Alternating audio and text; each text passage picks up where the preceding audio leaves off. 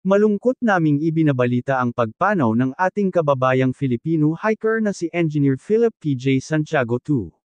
Siya ay binawian ng buhay sa Camp 4 ng Mount Everest. Ang kanyang tapang at dedikasyon sa pagtupad ng kanyang pangarap ay nagbibigay inspirasyon sa marami. Sa kabila ng kanyang paglisan, ang kanyang alaala ay mananatiling buhay sa puso ng mga taong nakakakilala sa kanya. Naway ipagkaloob sa kanyang pamilya ang lakas at kapanatagan sa gitna ng kanilang pagdadalamati. Namatay si PJ sa Camp 4 habang naghahanda para sa huling kahabaan upang maabot ang tuktok ng Mount Everest, ang pinakamataas na tuktok sa mundo. Nabatid na marami ang nagtangkang umakyat sa lugar ngunit binawian ng buhay dahil sa kakulangan ng oxygen.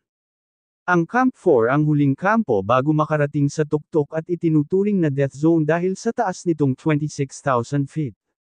Ang taas ng pinakamataas na bundok sa Pilipinas, ang Mount Apo ay nasa 2,954 na metro o 9,692 feet. Nabatid na ang summit ng Mount Everest ay nasa 29,000 k-feet plus. Sa kasaysayan ng mga hiker sa Pilipinas, sina Gardos at Emata lamang ang nakaakyat sa Mount Everest. Ang pag-akyat sa Mount Everest ay isa sa pinakamahirap na hamon sa mundo dahil sa mga sumusunod na dahilan.